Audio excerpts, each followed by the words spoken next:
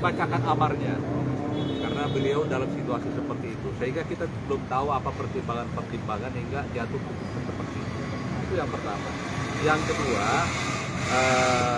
beliau diputus 6 tahun dari tuntutan 10 tahun dengan uang pidana tambahan, uang denda 250, pengganti 1,5 ya, 1,5. Lalu kemudian pidana tambahan tidak ada. Pidana tambahan itu berupa pencautan hak politik, itu tidak ada. Kemudian yang ketiga, bahwa ada uang 1,5 miliar pada waktu itu bukan dirampas milik negara. Jadi nanti akan kita buktikan kemudian di dalam banding nanti, dan kemungkinan masa tengah waktu 7 hari ini kan pikir-pikir, kemungkinan kita akan banding juga. Nah, di sana nanti akan kita buktikan lebih lanjut. Nanti kita banding, Pak ya? Ya, Kemungkinan banding. ya kemungkinan banding kita akan ada, karena itu nasibnya uang juga dituntut. Oke. Nah, jadi memang di dalam amar putusan itu terbukti secara sah dan meyakinkan pasal 2 dan A, kemudian junto 55 ayat 1 ke 1 dan pasal 64 KUHP. Nah, itu terbukti secara sah dan meyakinkan menurut putusan daripada hakim.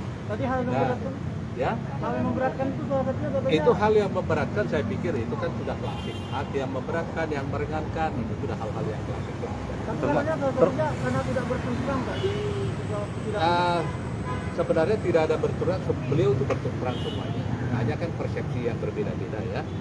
Nah, itu saya kira yang bisa kita sampaikan kepada saudara sekalian. Terima kasih Pak. Terima kasih Pak. Terkait 1,5 itu kita minta itu agar dikembalikan atau bagaimana tuh Pak?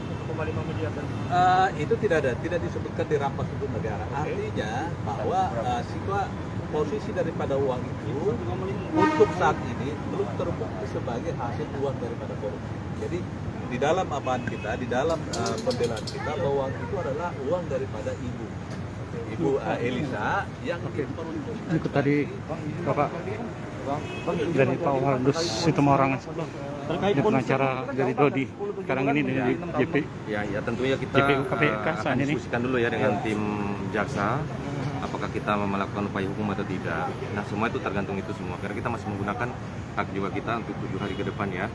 Jadi kita belum bisa, untuk saat ini kita belum bisa mengatakan apakah kita lakukan upaya hukum atau tidak. Termasuk hak politik nggak cabut, terus uang 1,5 miliar tadi nggak Ya, dirampas tentu negara? teman-teman sudah mendengar semua tadi bahwa memang tidak semua tuntutan kita tercover semua oleh majelis hakim, dan itu tentu kita akan pelajari terlebih dahulu apakah kita lakukan upaya hukum atau tidak. Oh gitu, masih koordinasi dengan pimpinan begini? Ya, tentu kita akan diskusikan dengan teman-teman jaksa, tim, karena tidak semua juga tim hadir hari ini. Tentu juga dengan pimpinan tentu yang kita akan minta petunjuk terkait tuntutan kita. Tapi pasal sama Bang ya, confirm Bang? Alhamdulillah pasal sama, yang lain juga sama ya, tidak jauh-jauh beda lah, masih dalam batas juga ini. Untuk masalah upaya hukum nanti ke depannya kita akan pastikan ya. Kita masih punya waktu 7 hari untuk pikir-pikir. Oke Bang, nama lengkap Bang? Nama lengkap Muhammad Albar Hanafi. Muhammad Albar Hanafi. Albar Hanafi. Terima kasih Bang. Terima kasih. Ya, Tersangka baru ada nggak Bang? Gimana? Soal ada tersangka baru nanti ada lanjutannya Bang? Oh, itu tentu itu kewenangan penyidik ya. Dari hasil sidang apakah penyidik memandang itu nanti kita akan lihat tentunya. Tapi disebut Bang dalam putusan PPK, PPETK tadi Bang? Nah, nanti kita akan pelajari juga kan putusan secara lengkapnya bersama-sama. ya. Putusan lengkapnya ini kan kita belum terima. Kemudian juga tadi dibacakan cuma amarnya, jadi kita belum bisa menyimak secara utuh putusannya. Sekali lagi untuk penetapan tersangka itu ada kepada kewenangan penyidik. Ya. Oke. Demikian ya, makasih teman-teman ya. Makasih semua, makasih.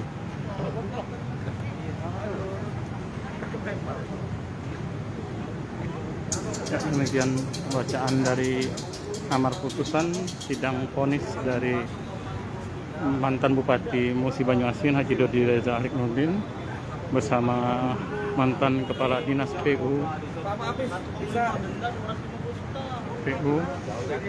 Musi Banyuasin Herman Mayori dan Kabid SDA yang juga PPK Edi Umari